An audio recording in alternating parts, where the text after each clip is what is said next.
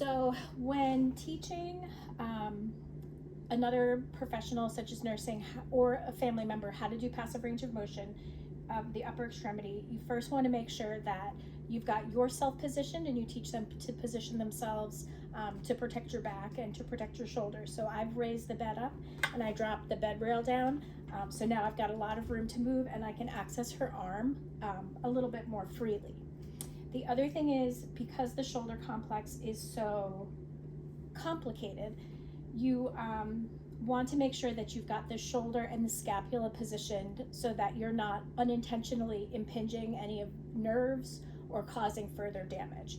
So for your client, let's say who's in the ICU, who you're doing or teaching passive range of motion of the upper extremity, I want to make sure that I've got her scapula seated on the rib cage, and then that I've got her head of her humerus approximated, so when I do passive range of motion, I'm not getting that impingement. So also teaching to use your hands safely. So I'm not going to be picking her arm up with tiny little fingers. I'm going to make sure that I'm grasping her arm, what's the word I'm looking for?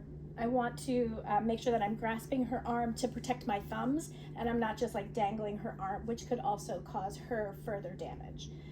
So for passive range of motion, I've seated her scapula on the rib cage, I've approximated her humerus, and now I'm going to start with shoulder flexion, humeral flexion. I'm going to grasp at her wrist so that her hand isn't dangling, especially for those hemiparetic upper extremities.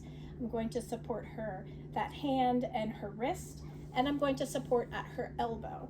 And I'm going to bring her arm up. I might use my arm to stabilize as well, especially if it's a more heavy arm. And I'll probably come to about 90 degrees. Now for an unskilled person, such as a nurse or a family member, 90 degrees is probably enough. If I've got the scapula seated correctly, I've approximated the humerus, then I could go past 90 degrees. And then the risk of impingement has decreased because I've positioned her safely. So humeral flexion, I want to maybe do some abduction as well to stretch the pecs.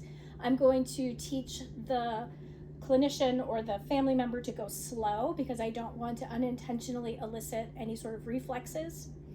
And then, so shoulder flexion, horizontal abduction, and then elbow flexion, extension, wrist flexion, extension, and then finger flexion and extension. So there's not too many joints of the arm that you will be teaching. It's for shoulder, elbow, wrist, hand, and forearm. So supination and pronation as well. But really the big takeaway is to make sure that you've positioned them safely.